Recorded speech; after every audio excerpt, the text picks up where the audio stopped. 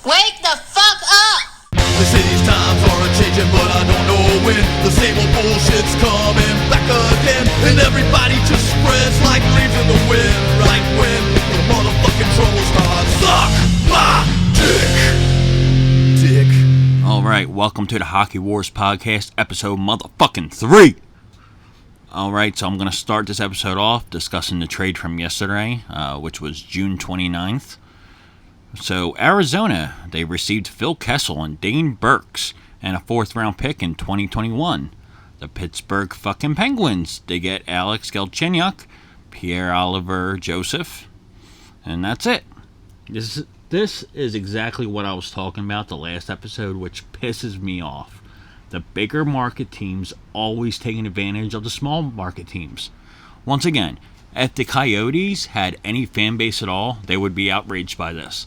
And they can get away with this. Teams like the Penguins and NHL can get away with this because the Coyotes fan base don't give a fuck. They don't care. Nobody out there gives a fuck about hockey. They shouldn't have a team. And that's the truth. But Gary Bettman is so fucking stubborn. He put that team out there. He took them from Winnipeg. And they have been losing money every single season for longer than I could remember. But anyway, let's get back to this fucking ridiculous trade here. And on paper, look, it sounds good. Phil Kessel, he's a good player. He's a name. So it kind of looks like Arizona won. But let's break this down, shall we?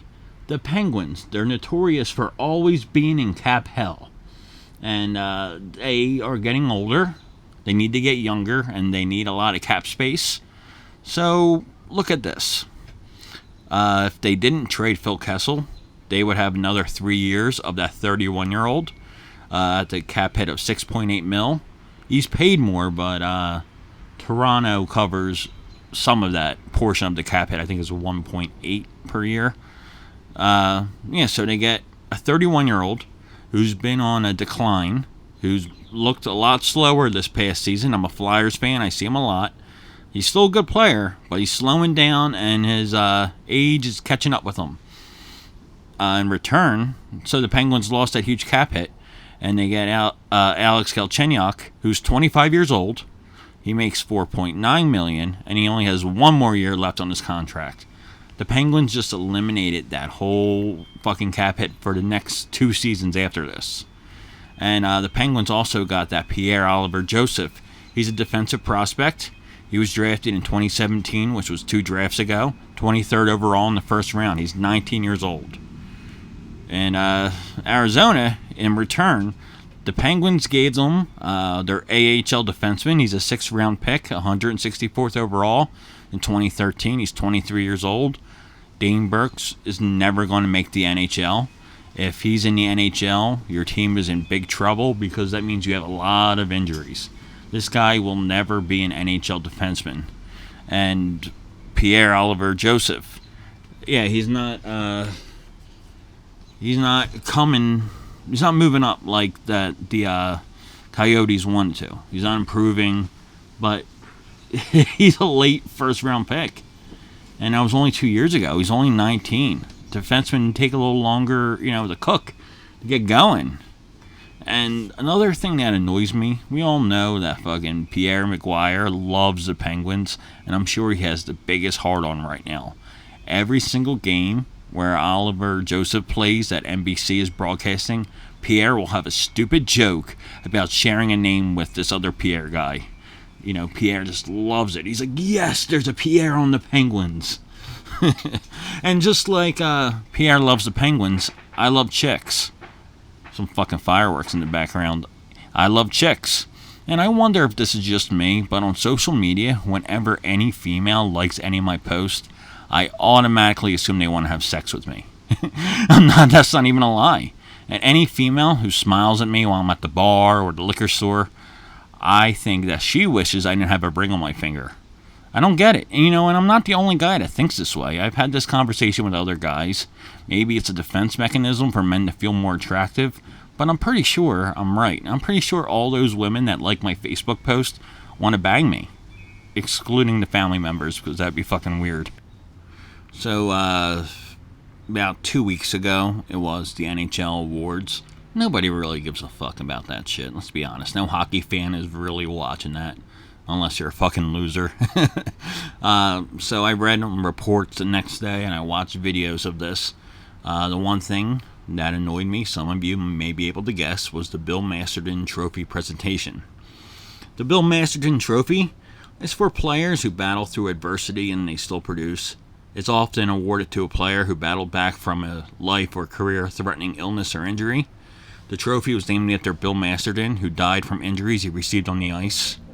And the 3 players who were nominated was Joe Thornton, Nick Foligno, and Robin Lehner. Joe Thornton, he plays for the Sharks. He's old as fuck. He suffered career-threatening injuries in both of his knees in back-to-back seasons, and he still returned and was able to produce for his team. Nick Foligno, 2 of his 3 kids were sick and nearly died.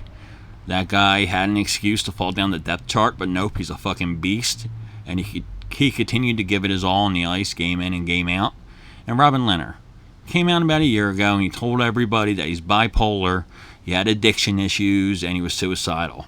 He likes to drink a case of beer and take some pills. Big deal. Who doesn't like to do that? Honestly. Who do you think won?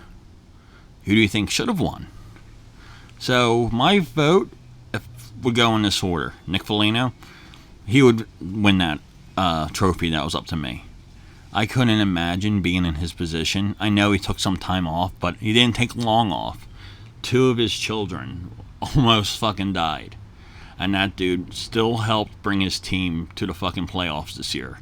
He didn't have a great year like years past, but, you know, he's excused. He has an excuse this time. So he'd be my first choice. And then I would give it to Joe Thornton, because those injuries are massive. He would be my second choice. Those are some pretty fucked up injuries, and he still came back. And he's old as hell. That dude's a warrior. It sucks he never won a cup. I wish he would go somewhere else, because I like the player. I just hate the 2 teams he's played for. I really hate the Sharks. But, yeah, he's a beast. You gotta respect him. Now, Robin Lehner. I don't want to sound like I don't have sympathy for addicts, because I do. All of my best friends, pretty much, are dead from addiction. But rewarding somebody for their addiction is just fucking retarded. Like, think about it. So, he came out, Robin Lehner, during his speech, and he said something like this. You know, I'm not ashamed to say I'm mentally ill, but that doesn't mean mentally weak.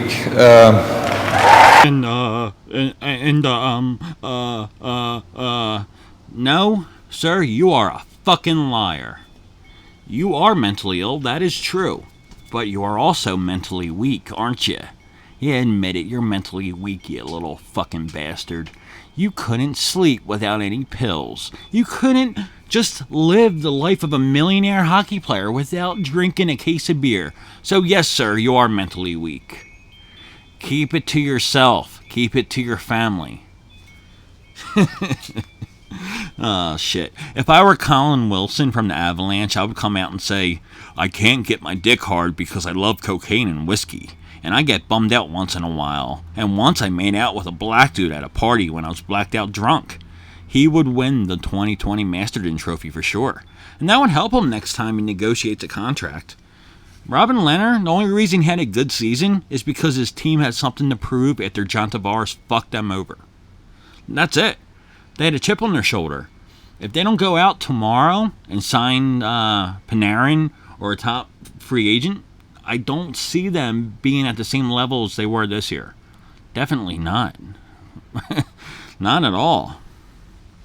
And there was, speaking of retarded, there was an article on Canada's CBC website a friend of mine sent me. It's regarding a study on homophobia in hockey. Again, it's more on the myth of toxic masculinity.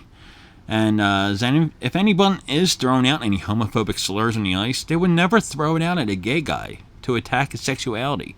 That's just not the case. It's not.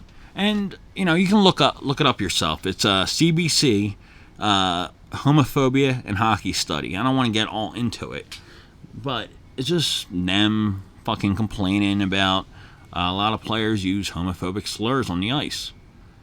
Who gives a fuck? It's men. That's what people do.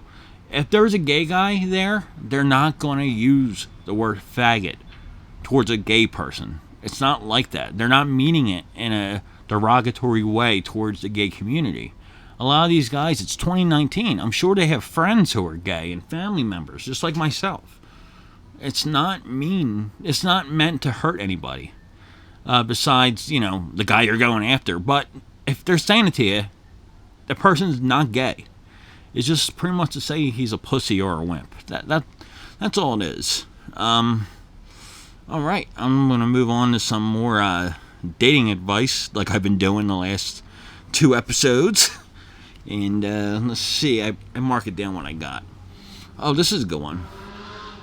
If you're young and single, try to have sex with every nationality you can. You want to try every flavor before you settle with vanilla every day for the rest of your life.